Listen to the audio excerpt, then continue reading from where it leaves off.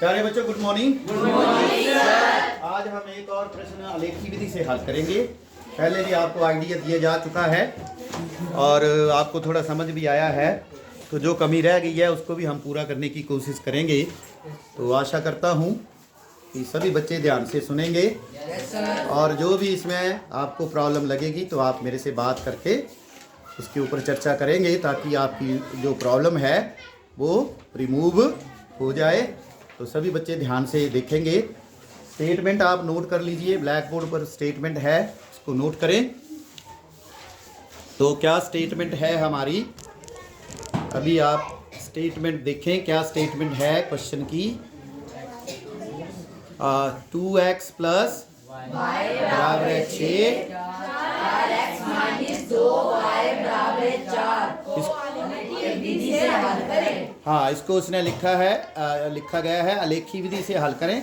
जैसा कि आपको पता है आलेखी विधि को हम ग्राफीय विधि भी कहते हैं। तो अभी हम इस प्रश्न को हल करेंगे। तो सबसे पहले आपको दो समीकरण दिखाई दे रहे हैं। पहला समीकरण जो है हम ले लेंगे, कौन सा है पहला समीकरण बच्चे? 2x प्लस y बराबर है 6। पहला समीकरण लेने के बाद यहाँ पे हम x की वैल्यू निकालने की करेंगे सबसे पहले। तो बताइए यहाँ पे 2x की वैल्यू क्या है? 2x बराबर है 6 माइनस y। तो फिर यहाँ से x बराबर है 6 माइनस y बटा 2। ये हमारे पास एक x की वैल्यू आ गई है। ये बहुत ही सिंपल किया गया है आप लोगों के लिए ताकि आप लोग जो है आराम से टेबल इसका बना सके। तो अभी हम इसका टेबल कंस्ट्रक्ट करेंगे। तो यहाँ पे हम एक टेबल बना लेते हैं, ग्राफ के लिए हमारे लिए हेल्पफुल होगा। तो यहाँ पे ये टेबल बन गया है और यहाँ x का मान जो है 6 माइनस y बटा 2 है और यहाँ पे क्या है y। तो जैसा कि आपको बताया है, सबसे पहले हम y बराबर है 0 लेने पर कुछ भी वैल्यू हम ले सकते हैं, लेकिन हम वही वैल्यू लेने की कोशिश करेंगे जो ग्राफ में अच्छे से बन जाएंगी। तो y बराबर है 0 इसमें रख दीजिए आप। तो therefore x बराबर है 6 माइनस 0 बटा 2। तो ये 6 ही रह जाएगा और नीचे 2, तो इसका आंसर कितना आ जाएगा? 3। तो y हमने 0 लिया है और x का मान कितना आ गया है? 3। ये हमने टेबल में भर दिया है।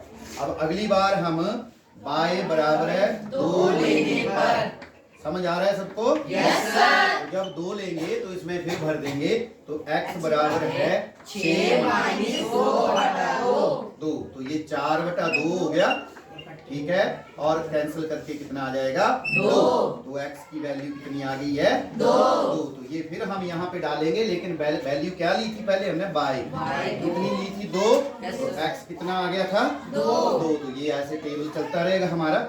2 वैल्यू से भी हम ग्राफ कर सकते हैं और 3 वैल्यू से भी कर सकते हैं, 4 से भी कर सकते हैं। मिनिमम 2 वैल्यूज चाहिए, लेकिन हम 3 से करेंगे ताकि ग्राफ जो है वो अच्छे से बन जाए। तो अभी हम x कितना लेंगे? x बराबर है 4। अब हम 3 भी ले सकते थे, माइनस की वैल्यूज भी ले सकते हैं, लेकिन जिससे हमें अच्छा रिजल्ट आ जाए, मतलब फुल नंबर आ जाए, मतलब कंप्लीट नंबर आ जाए, फ्रैक्शन में ना आए। तो 4 लेने पर तो x जो है वो आ गया 6 माइनस 4 बटा 2। तो ये 2 बटा 2 और ये कैंसिल करके 1 आ गया। तो x का मान 1 हमारे पास आ गया। और यहाँ हम फिर भर देंगे। हमने x कितना लिया है? यहाँ हमने y लिया है, y लिया है, तो x का मान आया है, y का मान कितना लिया है? 4 और x का मान कितना आया है? 1। एक टेबल हमारा फर्स्ट समीकरण के लिए पूरा हो गया है। अब हम दूसरा समीकरण लेते हैं। तो दूसरा समीकरण क्या है?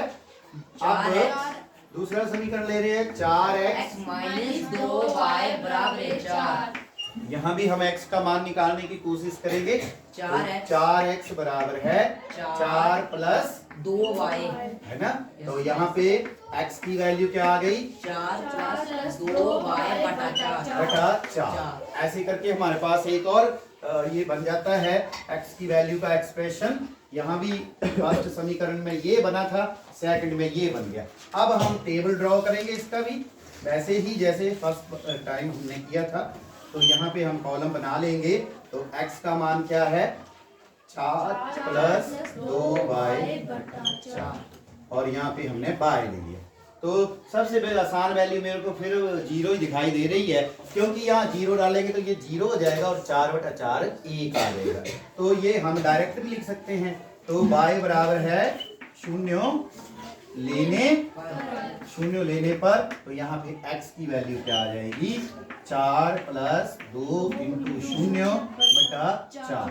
तो ये 2 × 0 0 ही होता है, तो ये सिर्फ 4 बच जाएगा बटा 4 और इसका आंसर 1। तो x का आंसर कितना हो गया, 1 हो गया। इसको हमने बॉक्स में डाल दिया है। तो y हमने 0 लिया है, x हमारे पास 1 आ। फिर हम कोई वैल्यू लेंगे, प्लस की भी ले सकते हैं, माइनस की भी ले सकते हैं, लेकिन ज़्यादातर हम वो वैल्यूज प्रेफर करते हैं जिससे हमारे पास जो आंसर्स आए वो फ्रैक्शन में ना आए बल्कि फुल नंबर आए। तो दूसरी बार हम यहाँ देख रहा हूँ मैं कि अगर 2 ले लेता हूँ तो 6 हो जाएगा, तो 6 4 से भाग नहीं होता है। अगर बाय 2 ले लेते हूँ, बाय 1 ले लेता हूँ तो 4 + 2 कितने हो जाएंगे, 6, क्योंकि बाय 1 लूंगा तो 2 × 1 2 हो जाएगा, 4 + 2 6 होगा, 4 भाग नहीं होगा। अगर मैं 3 ले लेता हूँ तो ये कितना हो जाएगा, अगर मैं 3 ले लेता हूँ तो कितना हो जाएगा, 6। तो 10 भी 4 से भाग नहीं होता है, 2.5 आएगा ग्राफ, तो उससे भी हो जाएगा। लेकिन मुझे यहाँ जो सबसे बढ़िया दिख रहा है कि अगर मैं बाय 6 ले लूँ तो ये 6 ले लूँ तो ये 12 + 4 16 और ये हो जाएगा 4, है ना।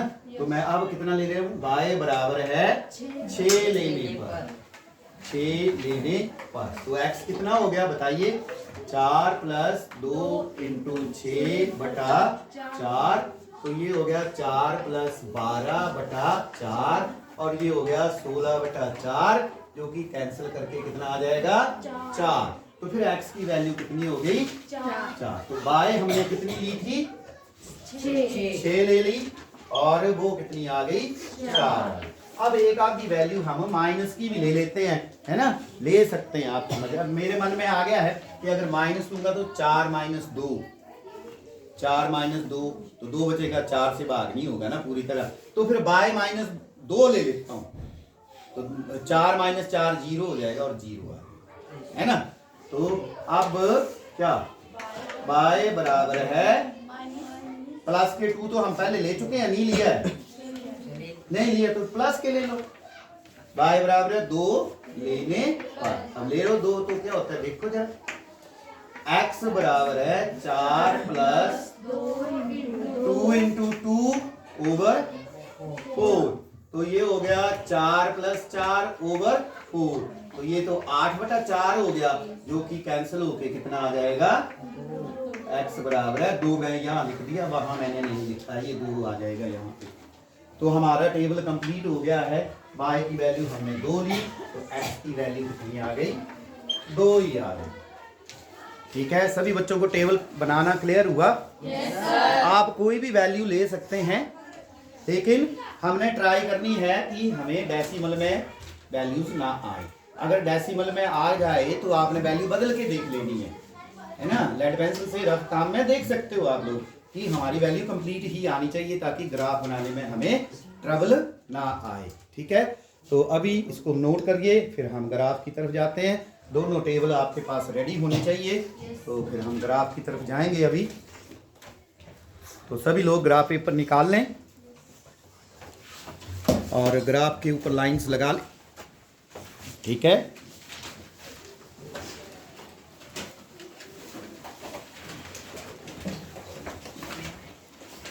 और ग्राफ पेपर निकालिए, उसके बीचों बीच एक्स अक्ष और वाई अक्ष निकाल दें।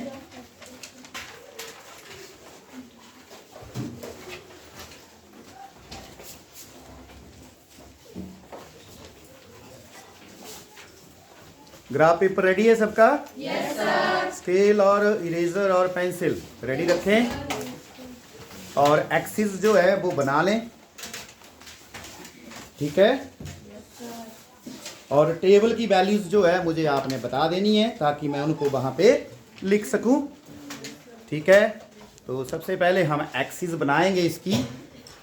ठीक है, तो बीचों बीच आपने ग्राफ पेपर के ऊपर ऐसे करके लाइंस बनानी है। एक वर्टिकल लाइन होगी और एक हमारी हॉरिजॉन्टल लाइन होगी, ऐसे करके। ठीक, और इनका नाम रखना होगा, जो हॉरिजॉन्टल लाइन है उसका क्या नाम है जी, बोले।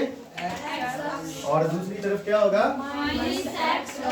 और ऊपर वाली जो है ये हमारा मूल बिंदु है बीच में, और ये हमारा होगा बाय अक्ष, और मूल बिंदु से नीचे नीचे ये माइनस बाय अक्ष, मतलब माइनस की वैल्यू माइनस वाली तरफ आएंगी।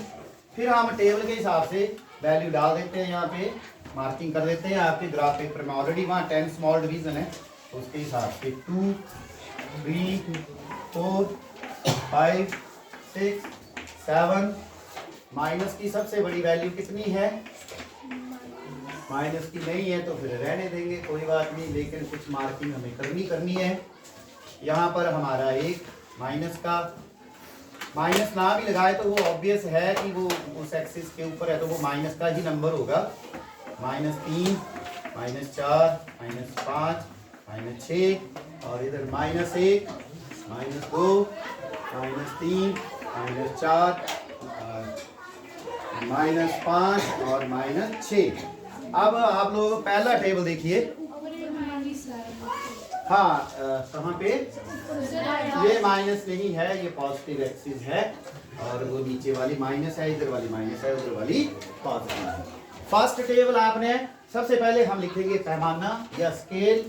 स्केल में आपने यहाँ पे लिख देना है 10 small division is equal to 1 unit. 1 unit के बराबर हम ले रहे हैं उसको। तो पहला जो टेबल है उसमें एक्स की क्या वैल्यू है, x की 3 और y की 3। हाँ टेबल मेरे को दिखाइए आप, ये नोटबुक में जो टेबल बना है अच्छा सा वो मेरे को दिखाइए। फर्स्ट टेबल कहाँ है, यहाँ पे है। तो पहली वैल्यू है 3।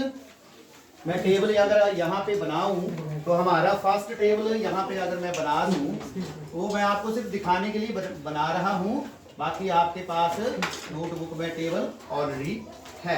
तो यहाँ पे x बराबर है 6 माइनस बाय बटा 2, और यहाँ पे बाय वैल्यू है 3 0 और 2 और 2, और अगली वैल्यू है 1 और 4। तो सबसे पहले कौन सी वैल्यू बनाएंगे बेटे, 3 एंड 0। तो x3 इधर है और 0 तो यहाँ है, तो ये ही हो जाएगा। तो ये वैल्यू हो गई 3, 0। सेकंड वैल्यू बताइए 2 2।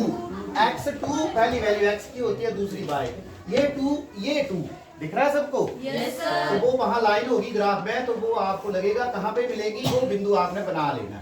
तो इसको गोला लगा के, ये शुरू में आप बना भी सकते हैं, बाद में पता चल जाएगा, तो ये डॉटेड लाइन लगाना जरूरी नहीं है। 2 2 हो गया। अगली लाइन बताइए, अगला कोऑर्डिनेट बनाइए 1 4।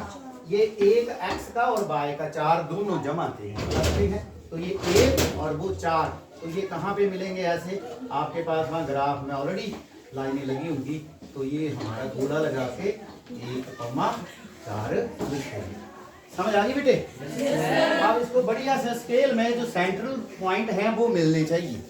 स्केल ऐसे रखनी है कि ये बिंदु मिलने चाहिए, ठीक है। अब मेरे पास स्केल नहीं है यहाँ पे, तो मैं इसको फ्री हैंड से मिला रहा हूँ। तो ये जहां से भी जाएगी आपके ग्राफ पेपर में वो आपने बतानी। अब हो सकता है मेरे वाली जो लाइन है थोड़ी बहुत डेविएट कर जाएगी, क्योंकि मैं फ्री हैंड से बना रहा हूँ।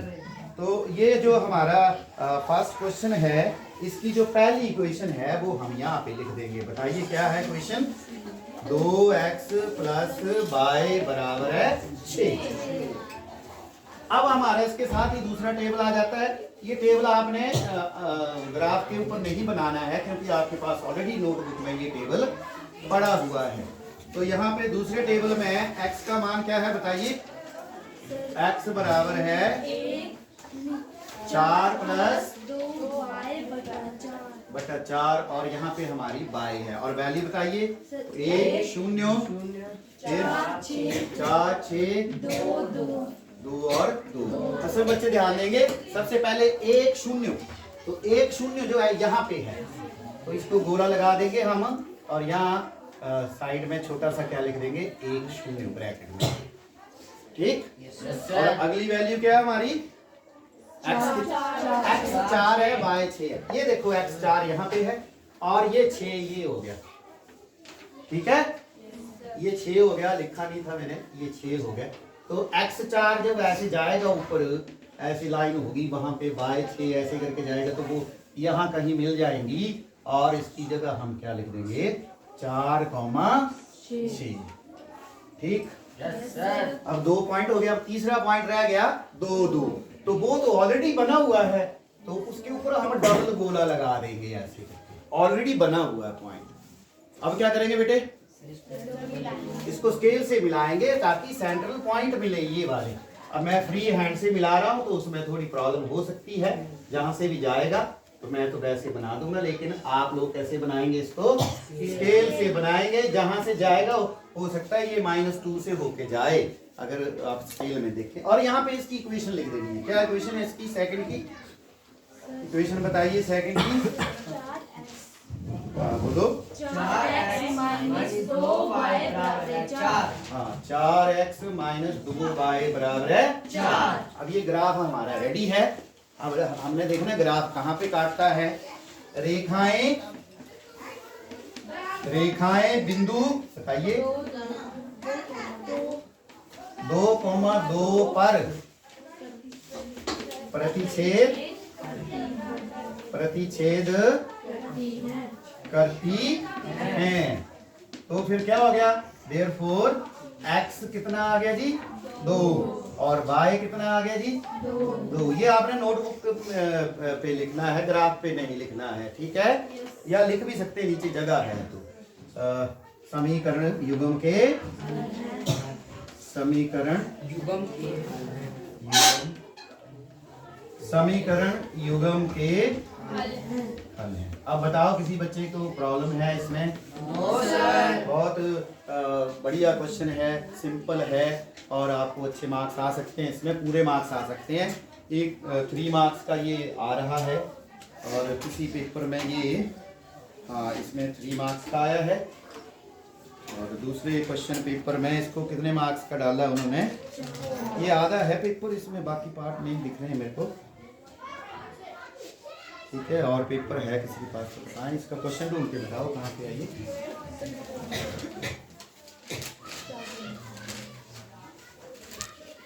तो सभी बच्चे नोट करें और ग्राफ जो है ग्राफ पेपर पे ही बनाएं, और जिनका ग्राफ रेडी है वो ग्राफ यहाँ पे शो करें मेरे को, किस किस का ग्राफ रेडी है, आगे दिखाएं इसको आगे आकर। हाँ, और पेंसिल आपकी थोड़ी पतली होनी चाहिए, शार्प पेंसिल होनी चाहिए, मोटी पेंसिल नहीं चलेगी। शार्प पेंसिल दिखाएं। जैसे ये बनाया है तन्वी ने, थोड़ा और आगे लाए इसको। हाँ, पेंसिल जो है काफ़ी पतली चाहिए, इसमें मोटी पेंसिल नहीं चलानी है आपने, ठीक है। हाँ ठीक है। अभी मैं आपको एक प्रश्न दूंगा करने के लिए, तो उसको आप करके दिखाएंगे, ठीक है। सभी बच्चों ने कर लिया तो ऊपर करके दिखाएं ग्राफ। सबने कर लिया है? Yes sir. अभी इसने पिया ने नहीं किया है, बनाओ इसको जल्दी, प्रॉब्लम है तो बात करो। हाँ, काफ़ी बच्चों ने कर लिया है, ठीक है। तो आई होप सबको ग्राफ समझ आया होगा, ठीक है। तो नोट करें इसको और फिर मैं ये क्वेश्चन आपके लिए देता हूँ।